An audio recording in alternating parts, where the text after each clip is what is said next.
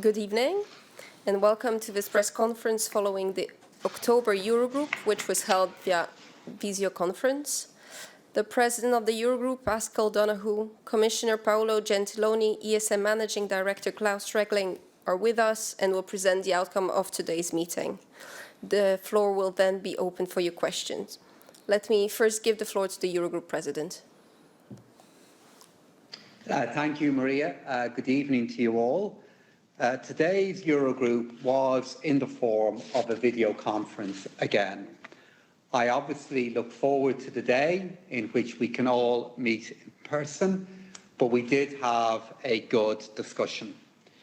Before I go through the main points of the meeting, let me touch upon the ongoing European Central Bank nomination process.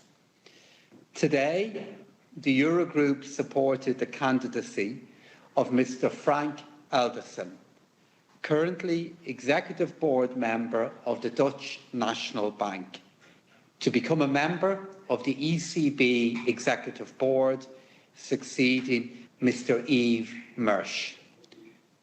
The Council is now expected to formally recommend Mr. Elderson's candidacy to the European Council.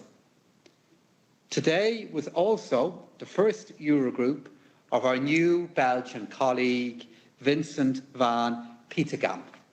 Vincent took us through the priorities of the new Belgian government, which was sworn in last weekend.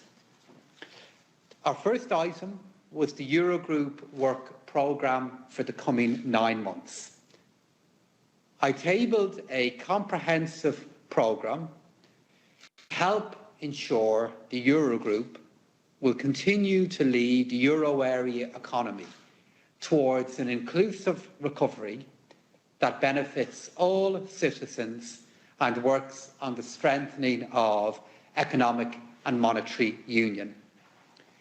This programme reflects extensive consultation over recent weeks, and I'm pleased to say it is now officially endorsed. If you review this programme, which is now published, you will see that during my mandate as President of the Eurogroup, we will focus mainly on 3 priorities: the economy, financial issues, and the euro itself. So a word on each. First, the Eurogroup will focus on economic policies to support the recovery and long-term growth, and ultimately to support the living standards of citizens at a time of such challenge. We will engage in regular policy dialogue to coordinate our action at national level. This will be based on the ongoing insight of the euro that we can achieve more collectively through the coordination of our efforts than we can achieve on our own. Our aim will be to support recovery and to support growth and to avoid the risk that this crisis of COVID leads to a widening of imbalances and divergences. Second, we will work intensively to strengthen banking union and the union of capital markets. We will work to ensure that the financial sector can better support economic recovery and better share and manage the financial risks, of course, which are always with us. And third, we will focus on the common currency, our common currency of the euro, which is used every day by citizens, but which is also now one of the 2 predominant world currencies. Digitalisation is creating major challenges, but at the same time opens up many opportunities in the financial sector and for our common currency. We got to work on this programme straight away with a discussion on our first priority, supporting the economic recovery. Our starting point is that, as you know, Europe has agreed to an unprecedented reform and investment drive, backed by a €750 billion recovery and resilience facility. The recovery is a matter for all EU member states, but for the euro area, there is still more at stake, as our economies are closely intertwined.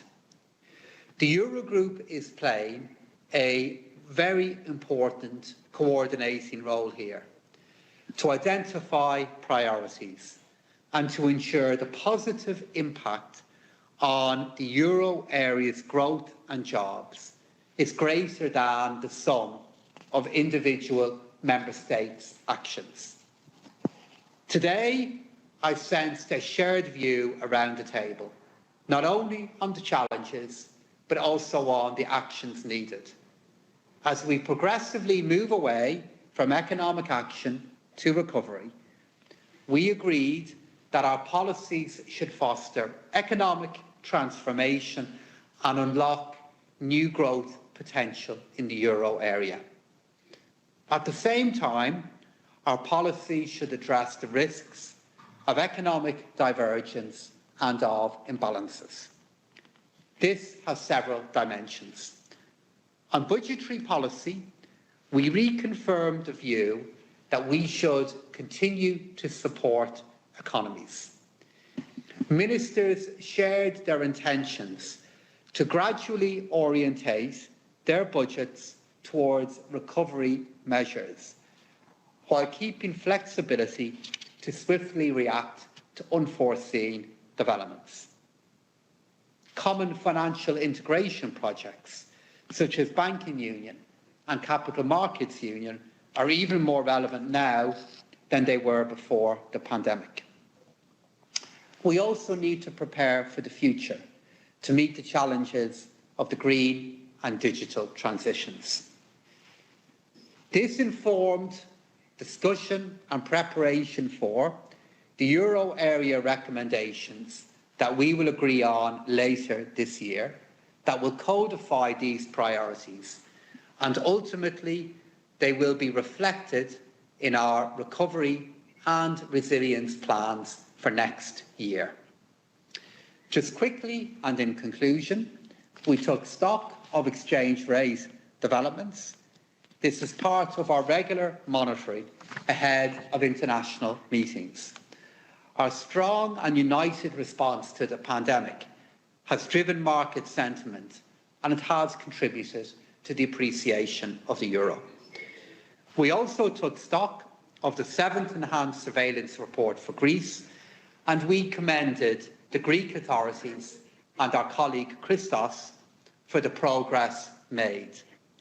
The pandemic has hit the Greek economy hard, but thanks to their hard and difficult work over recent years, the country can now count upon well-managed public finances and the confidence that has been instilled by a track record of delivering economic reforms. So that brings me to the end of my remarks. Thank you for your attention. I now turn to Commissioner Gentiloni, who will say a few words. Thank you, Maria. Thank you, President. Commissioner? Well, thank you very much. Let me begin by thanking Paschal for the excellent cooperation in preparing its proposal that was agreed today for the work program of the Eurogroup. It is an ambitious agenda for the coming 9 months, which will be, of course, a very challenging, indeed crucial period. We need to steer the European economy through these rough and uncharted waters. That means, first and foremost, getting the Recovery and Resilience Facility successfully up and running to help our communities and citizens in need. But we also need to make decisive progress on long-standing priorities, notably the strengthening of the banking union and the capital markets union, on which you can count on the very strong support of the Commission. We also look forward to engaging in the discussions on the international role of the euro and on digital euro, on which the ECB has just presented an important report. Concerning the policy priorities for the euro area in preparing the recovery, today we had a constructive discussion, and on this discussion let me make 2 points. Firstly, the Commission will present a fully updated set of recommendations for the euro area, as usual, in mid-November. Clearly, several of the recommendations adopted last winter remain overall relevant, even if the economic backdrop has changed. Measures to increase productivity, support the green and digital transition, improve the functioning of labor markets, and to rebalance and deepen our economic and monetary union, as well as sustain increase in investment, would help to strengthen the recovery. Secondly, in terms of fiscal policy, we, the Commission, sent a letter last week to EU finance ministers to provide guidance as they are preparing their national budgets for 2021. The general escape clause will remain active in the year 2021, and fiscal policies should continue to support the recovery next year, both at the level of the euro area and individual member states. The appropriate fiscal measure to sustain the recovery will need to be carefully chosen. The basic principle, as explained in our letter, is that measures should be well-targeted and temporary. Their use and effectiveness should be regularly reviewed. There is, of course, a difference between a fiscal policy aimed at tackling the emergency and one that is focusing on achieving a durable recovery. The relevance of these two types of fiscal policy in 2021 will depend on the trajectory of the virus. Both can actually coexist, emergency and recovery, and will probably have to, because the transition from the pandemic to the post-pandemic phase will not be clear-cut. It will be gradual. Uncertainty is likely to remain high for some time, so agility and flexibility will be key in designing and implementing fiscal policies for and during 2021. Of course, Next Generation EU will also provide a positive impulse at the euro area level, and it will increase confidence, which is recognized by the financial markets and strongly needed. This is why we fully support the German presidency effort to implement the Next Generation EU, and we are looking forward tomorrow exchange of views on the Recovery and Resilience Facility regulation. Lastly, I presented this afternoon the 7th Enhanced Surveillance Report for Greece. Our conclusion, as Paschal just said, is that given the circumstances, Greece has progressed well with implementing its reform commitments. The pandemic has led to some unavoidable delays with certain actions, but Greece has still made significant progress on a number of major reforms over the past few months.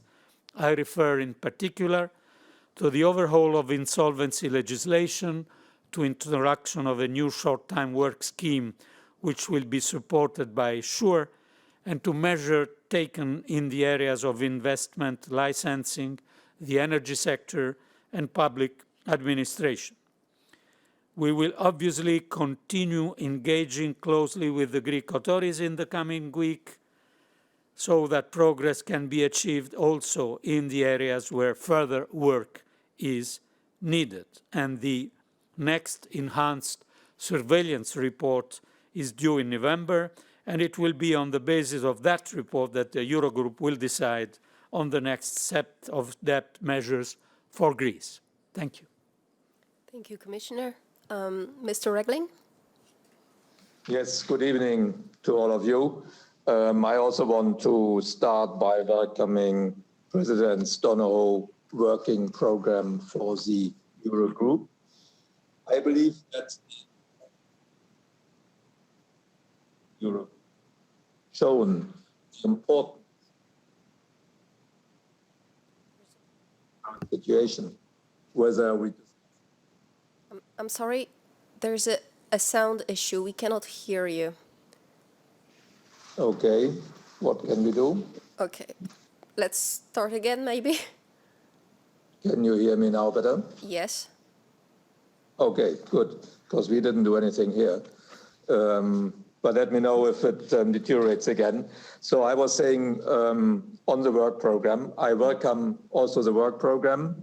And I believe that the entire discussion in the Eurogroup this afternoon, is it okay? Yes. The discussion this afternoon has shown the importance of this, particularly in the current situation. Okay. ECB executive board member or the Greek surveillance report or... Yeah, sorry, international... the sound is cutting off. I'm not sure what we can do about this.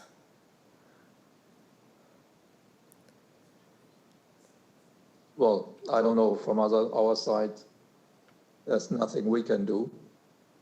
I can try to switch off the camera maybe. Sometimes that helps. So we keep the sound on.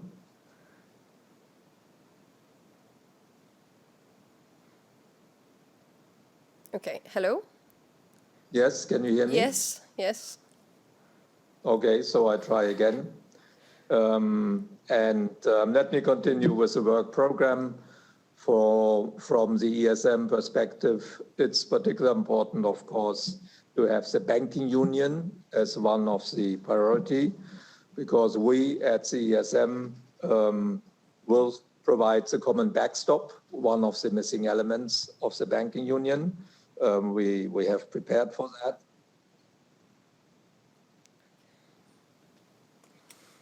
Would in turn increase confidence in the markets, minimize contagion in case of failure, and help to maintain financial stability in the euro area.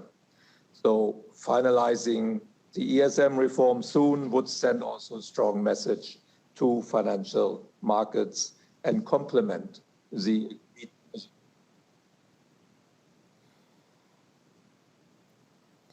Okay, now we cannot hear you anymore. That's bad. Because we don't have an image and no sound.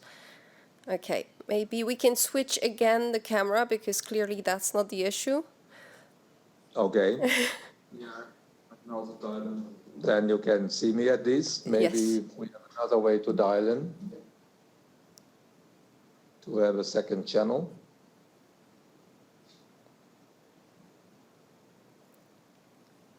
Sorry about it, but I don't think it's on our side.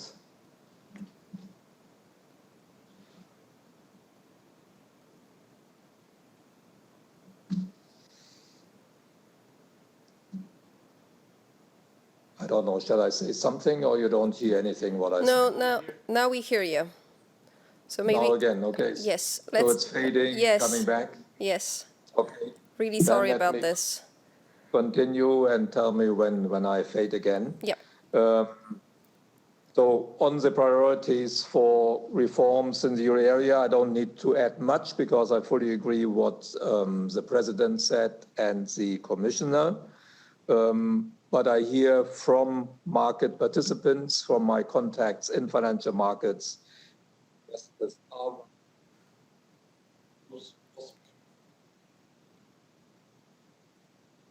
it's cutting again. Sorry. If you can restart your sentence. I'm really sorry about this. Yeah, no, this doesn't really work. Do we have a phone line?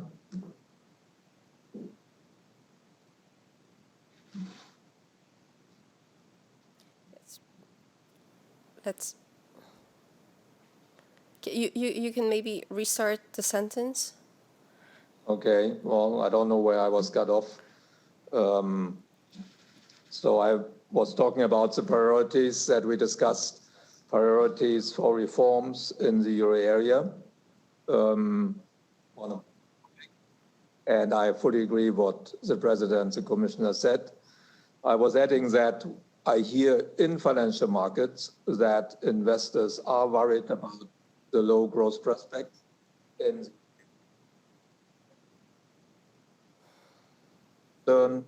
light of.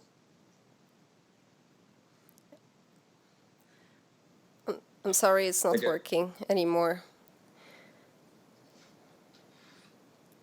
Let's maybe move to the questions, and we will get back to you when you join in again with the new connection. Okay. So let me now open the floor for questions. Before asking your question, please state your name, and also please switch on your camera if possible. I'll start with Athanasios. Thanks very much. Athanasios, Cyprus News Agency and Star TV Greece. To anyone who may want to answer, did you actually discuss the way towards the withdrawal of the expansionary policy? Do you have, and let's say, an estimate on when that could happen sometime after 2021? Do you expect, given the circumstances of the pandemic, I mean, the medical part of the pandemic and the evolution of the COVID cases, that you might need to take any other extraordinary measures out of those that you have agreed last spring for the immediate part, let's say, of winter 2020-2021? And on Greece, if I may, is there any particular reform that Greece should prioritize till the next report of November? Thank you. Maybe first to the President.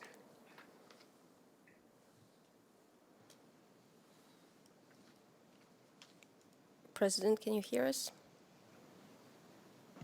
Maria, thank you for that, and thank you for the question. There was much discussion within the meeting of Eurogroup today on the overall budgetary stance for the euro area, and a recognition that we will need to begin a journey towards how we can reduce deficits and move back to the healthy economic position that we were in before this pandemic arrived and caused such harm.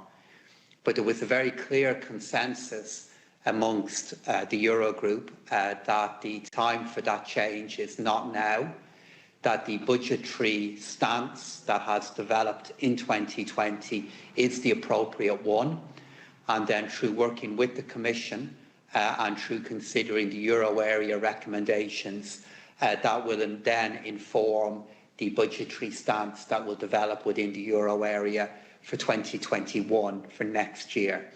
My expectation, though, is that as we move into next year, we will begin to see great care to ensure that we have the right kind of employment and investment supports in place to encourage recovery as we continue to deal with the consequences of COVID existing within our societies. In terms of discussion on new measures, all of the discussion today focused on the implementation of the Recovery and Resilience Facility. The euro area believes that this is a response of scale by the European Union to the economic effects of COVID-19. And the consensus again today was that we need to continue to support the work that is underway to allow this facility to be implemented quickly. And we will all support Olaf Scholz and the German presidency in reaching agreement on important areas with regard to the RRF. But we believe that this facility has the scale right, has the focus right, and now we want to work together and with the Commission to ensure that this is released in a way that has the most impact and that is released in a timely and effective manner. In terms of our discussion on Greece, there was no particular reform referenced as being particularly important for the work that is to come, and the institutions were all very supportive of the work that has happened in the Greek economy and the steps that have been taken by the Greek Minister for Finance and by the Greek government. So the challenges that they are currently dealing with, while they are great, and we understand the impact they are having on the Greek economy and on Greek society, we do believe that the work that has been done now to strengthen the Greek economy will allow the Greek government to respond back and to continue to respond back to the challenges of COVID. But of course, the update from Christos reminded all of us of the need to continue to focus on the recovery and resilience facility so that that instrument can support the work of individual governments in dealing with their individual challenges. Commissioner? Yes, but I fully agree with Pascal. Of course, we still need a mix of, so to say, emergency reaction and looking forward, durable recovery measures. Because, of course, this is not a war. You have a war, the war finishes, and then you have the reconstruction.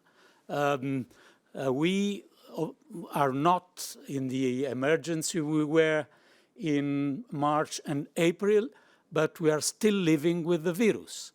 And so we will have a period where some degree of emergency will remain in our decision with the more durable and forward-looking measures of the recovery. And we have to live with this. There is not a phase 1 pandemic and a phase 2 no pandemic. We are in a gradual recovery. Second, on Greece, I think that we didn't discuss single measures, but of course, the huge amount of money that is coming to Greece and other member states is absolutely important to absorb, and this highlights the importance of proceeding with enabling reforms for facilitating and speeding up public investments. Thank you. I understand that Mr. Regling has now joined us by phone. Mr. Regling?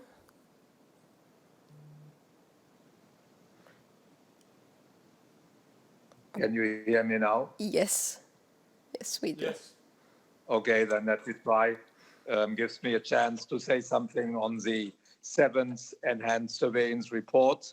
And although there was no decision required today to disperse any money, it was still an important report to take stock where Greece stands in this very difficult year. In the report, there's a lot of praise for what reforms the Greek government has implemented. But there also clearly identified some areas where there has been slippage, where there have been delays. One example is the continued accumulation of arrears, for instance, particular pension arrears, which is worrying because it has a social impact, but also a lack of demand aspect. We will return to these issues soon. Also, as the Commissioner said, the Greek economy needs a lot of investment because the last few years, there has been significant capital depletion in Greece, and there is a need to rebuild the capital stock.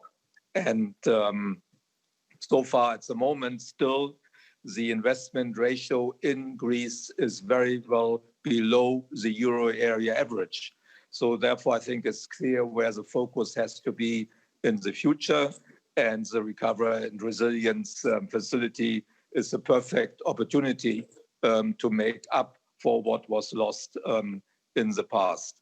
And of course, the fiscal support that Greece can give to the economy rightly this year needs to find the right balance over time between stabilizing the economy and not overly increasing the medium-term vulnerabilities.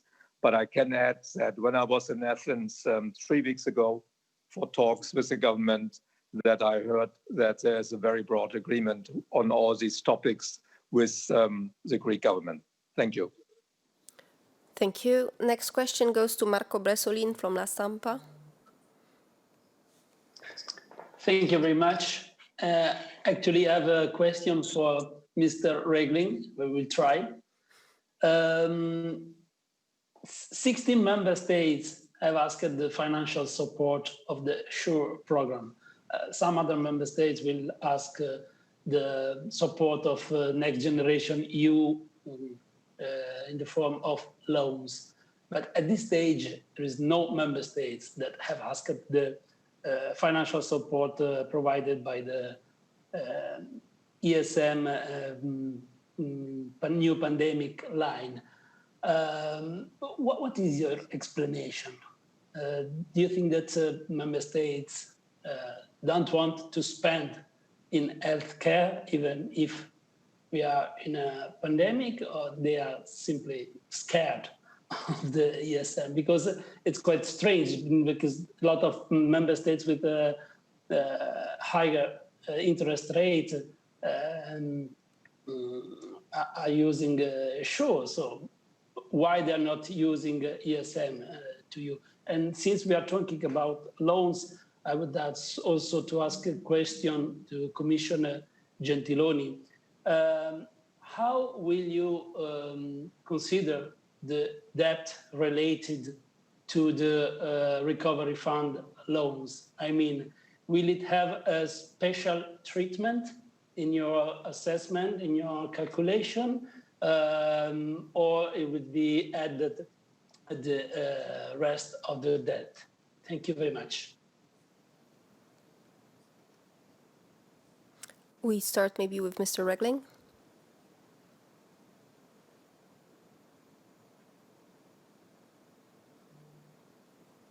Yes, no. Can you hear me now? Yes.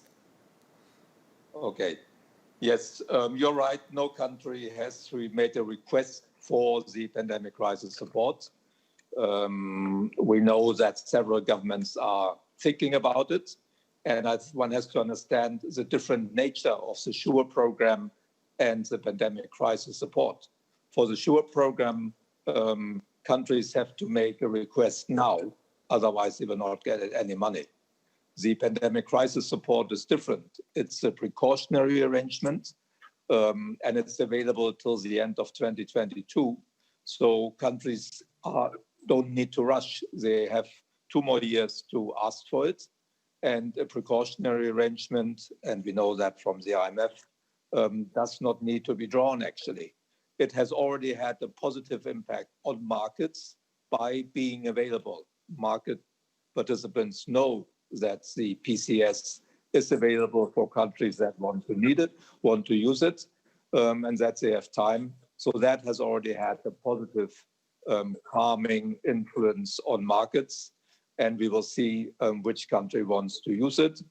At the moment, all our member states, and that's completely different from 7, 8, 9 years ago, have very good market access, and they may want to keep in reserve this possibility of drawing on the ESM at a later stage. I think it's also true that possibly for being not well informed in some countries, there is a political stigma that people are afraid that conditionality would be imposed. if the PCS is drawn.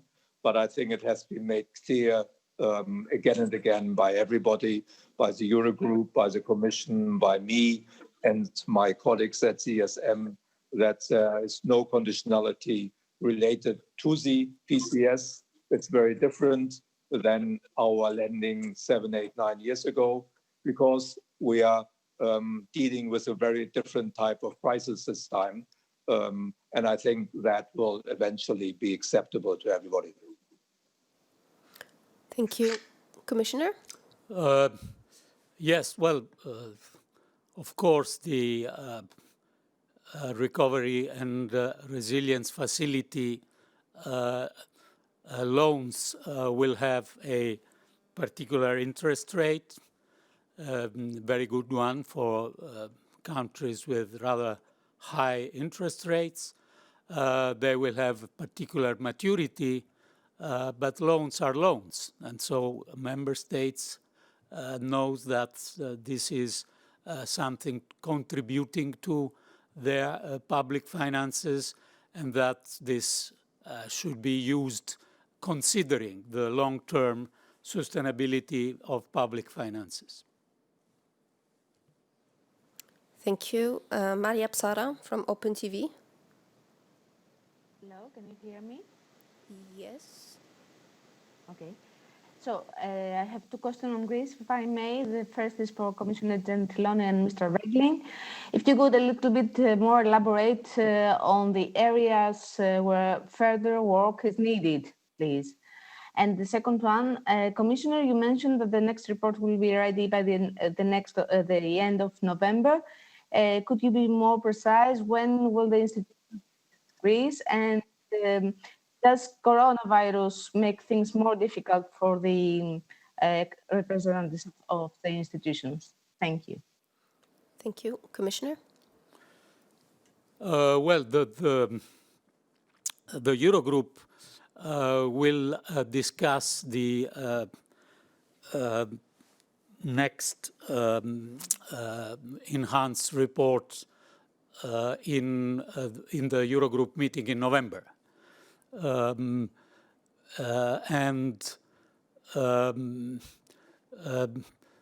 No, maybe in December. So the report will come in November and the discussion will come in December, because the Eurogroup in November is at the very beginning of the month. I will not enter in further details on the report that we distributed today, but the overall assessment, I think, is very clear. Of course, we are discussing with the Greek authorities the importance of going further with reforms, but overall we are commending the efforts that were made both in the managing of the pandemic and on some long-awaited decisions of reforms. Thank you. Mr. Regling? Let me add to that, and I fully agree with the Commissioner. Greece was commended very much in the meeting today, and you can also read it in the surveillance report for what has been happening. These are very difficult times for all member states, including for Greece, even though Greece has managed the health situation better than expected by many. And there are slippages. I talked about it in the areas of arrears and no public investment. So no doubt the next report, the 8th surveillance report, will look at these areas. We'll also look carefully at the growth prospects over the next few years, at the fiscal path over the next few years. There will be a new debt sustainability analysis, for instance. So there are many, many very important topics that will come up in the next report. But overall, as the Commissioner said, the conclusion today was very positive, recognizing that in certain areas there are some slippages. Thank you. Thank you. Next question is to Jorge Valero from Euractiv. Hello, good afternoon, good evening. I have two questions as well. The first one is for the Eurogroup president. Is there a consensus emerging among the ministers on what should be the criteria to reactivate the Stability and Growth Pact? For example, the European Fiscal Board mentioned the possibility of coming back to the pre-crisis level, the growth pre-crisis level, and something that I think Commissioner Gentiloni also liked. And secondly, a question for Commissioner Gentiloni.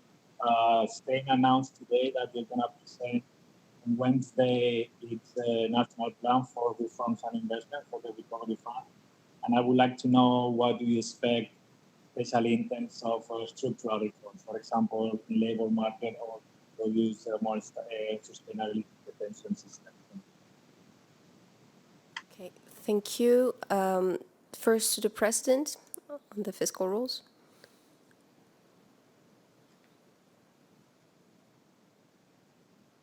Maria, thanks for the question. I'm not sure I fully got all of the question from Jorge. So I think what he said to me is, has a discussion begun and has consensus been reached in the Eurogroup regarding what are the indicators for returning back to the more normal budgetary rules? Is that the question that was put to me? Yes. I think that was the question, exactly. That was it. Thank you, Maria. No, at this point in the experience of dealing with COVID-19, the Eurogroup has not begun a formal discussion regarding what would be the indicators that would lead to the re-implementation of the budgetary rules that are very important for the long-term sustainability of the public finances of the euro area.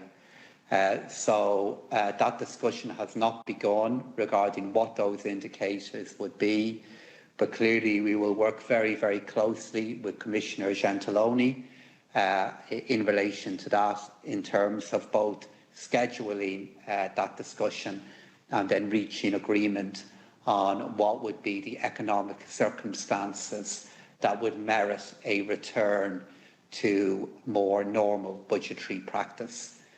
The very strong consensus for now is that we must continue to accommodate the retention of jobs, try to encourage the creation of new jobs by the budgetary stance that is now in place for this year. The Eurogroup knows that we will need to begin a journey to a more normal budgetary practice, but we have not yet engaged formally with the Commission on the timing of that and what would be the indicators that would merit such a return. It is not imminent. Thank you. Commissioner, on Spain? Yes, fully agree on what Pascal said. On the Spain issue, as you know, as a rule, we are not commenting what we have not received. So we will comment the draft plan when we will receive it. And so I imagine in engaging a dialogue in the second part of October and in the further weeks.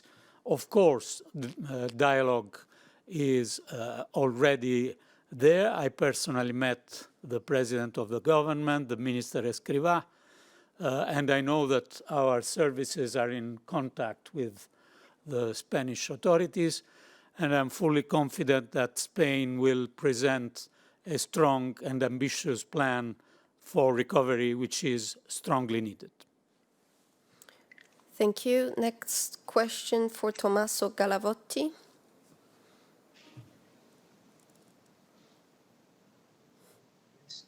Good evening. Thank you for taking my question. Can you hear me? Not very well, actually. I'll try to get closer. Can you hear me? Can you hear me now? Yes, let's try. Okay. It's just two questions for Commissioner Gentiloni, if I may. The first one is on the ratification by national parliaments of the own resources decision. we've been told here in the European Parliament that it might take a long time. I wonder how long do you think that process will take? And the second one is on the debt to GDP ratio, because President Lagarde of the ECB said that it is no longer a reliable indicator, and it should be better to consider the service of the debt instead, to evaluate the sustainability of our national debt. Is the Commission going to switch to evaluate the service of the debt instead of the debt to GDP ratio? Thank you so much. Thank you, Commissioner. Ratification of the new own resources ceiling will, of course, be a challenge. I'm really confident, and I'm appreciating what the German presidency is doing in these days. I hope that the process will begin as soon as possible, and I'm confident that it will be concluded in the right timing. We have a small experience behind us, which was the sure process of approval. Of course, it's not the same thing, but we began in May and finished in September, having a summer pause, more or less a summer pause, but for parliaments, a summer pause. And so I think that with a strong commitment of the Commission, all the institutions, and especially the presidency of the Council, we can have a rather swift approval. But I know that we will have political difficulties, and I fully respect these difficulties in some member states. As far as the discussion on the debt to GDP and fiscal rules in general, I will would only repeat what Pascal just said, that this will be a very important discussion, but it is not a discussion for now. We will, by the way, receive in the next days the new report of the European Fiscal Board, and I'm sure that it will give a new contribution to this debate. But then the discussion is scheduled by the Eurogroup for next year, and we will for sure do it in the more accurate moment. This means when we will have more certainty on the economic environment we are discussing. And this is, as you know, something that will bring to conclusion also the review of the rules of the six-pack and two-pack that is underway. So discussion, very important, but discussion not for today. Thank you. David Thomas, MNI.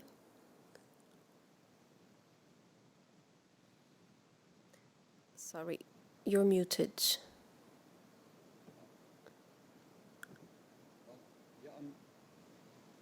Should be unmuted now. Yes, now we can hear you. Can you hear me? Yeah.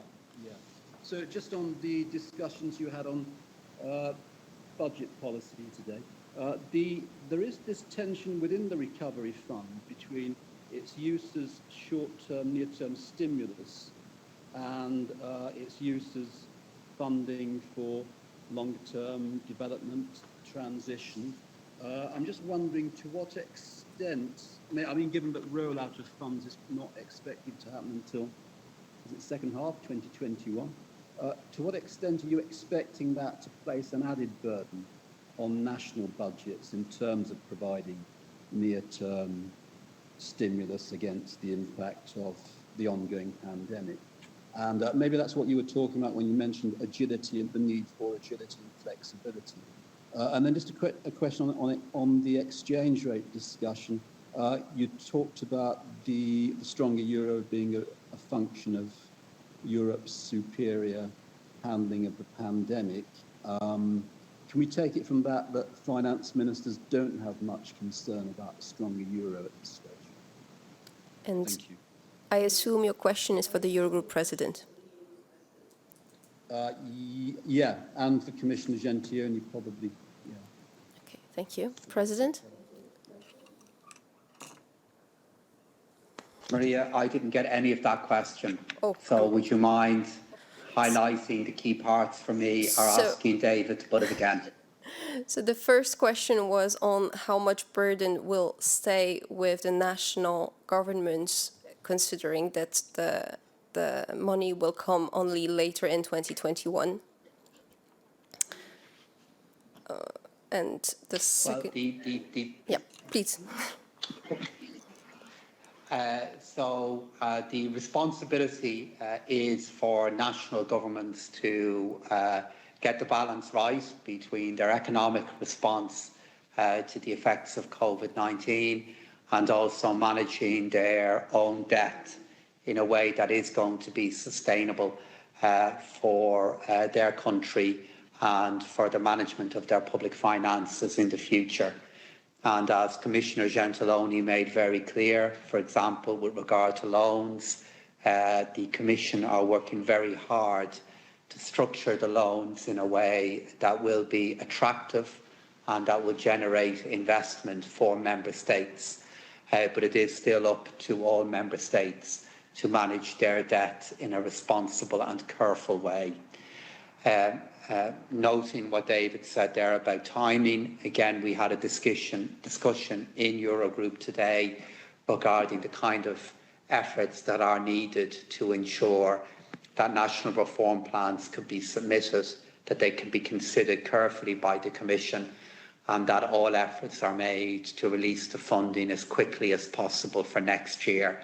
And I know Commissioner Gentiloni and his colleagues are aware of this urgency, but clearly they need to ensure that the money is being released in a way that is consistent with the mandate they were given by the European Council. Thank you. And the second question was on the exchange rate and whether finance ministers are worried about it, the fact that it's a strong euro. We're going to continue to monitor the development of exchange rates like we do with any important economic indicator for the Eurozone. We were briefed on it by the institutions. We believe that some of that is explained by the nature of the response by the European Union to the economic crisis of COVID-19. Thank you. Commissioner? No, I fully agree with Pascal on this subject. You know that the appreciation was at the beginning driven by a global risk aversion. Then in a second time, during the end of spring and summer, it was also because of the recognition of the importance of the common reaction, of the common European initiative. So we will continue to monitor very closely the exchange rates, but in the reasons of this appreciation, there are also very, very positive things. Thank you. Two last questions. Next to Raffaella Schreidreiter. Good evening. Yeah, I think you can hear me. Good evening, Raffaella Schreidreiter, Austrian TV and Radio. A question, please, to Commissioner Gentiloni and President Donohoe. Commissioner, you were also mentioning the ECB report concerning the digital euro. I was wondering, has there been a discussion today, this afternoon? And maybe could you summarize the thoughts or reactions from your Euro finance ministers? And if I may, a second question, Commissioner, you also mentioned suspending the budget rules, but the Commission also proposed to prolong the temporary framework concerning state aid. And my question is particularly particularly on state aid for fixed cost. Is it true that the Commission wants to lift the limit from 800,000 euros per company to 2 million? Maybe you could elaborate a bit on this. Thank you. Thank you. First to the President. So we had an initial discussion on the digital development of the euro in the context of the adoption of the work plan for the Eurogroup. We will schedule a more significant discussion on that soon, but we are looking forward first to an important communication from the Commission that will contain observations and policy on the development of the euro in the future in a digital world.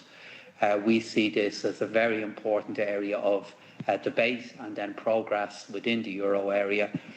We are very conscious of the fact that there are many important matters that would need very careful deliberation and require much work from the institutions. But as finance ministers of the euro area, we have a role to play in this, but we will not have a more substantive discussion on this until a bit later. Yes, nothing to add on the digital, on the temporary framework. I am not commenting because this is not exactly my portfolio, and I think when we will take decision, we will make them public. Thank you. Thank you. A final question to Antonio Pollo Salimbeni. Hello, just for Il Sole 24 Ore Radio Core Italian News Agency. You will discuss the ESM issue at the end of November. This is to take a final decision at the level of European Council in mid-December to ratify the ESM reform. So Please do. I assume that question is for me, and we discussed this today in our work programme for the Eurogroup, and we are planning discussion on this item across the coming period, but I'm very much aware of the sensitivity of this issue in a number of member states, but I'm also aware of the importance of it and the role that it can play in putting in place another important element of banking union. I've had a significant amount of bilateral engagement with a number of colleagues. We do want to discuss it further, but I am very conscious of the differing views on this matter. So I will be engaging with a number of colleagues on this matter in advance of our discussion, and we will look to discuss it further and make progress. Thank you very much. That brings us to the end of this press conference. Thank you very much for your attention and your patience because of all the issues. Thank you.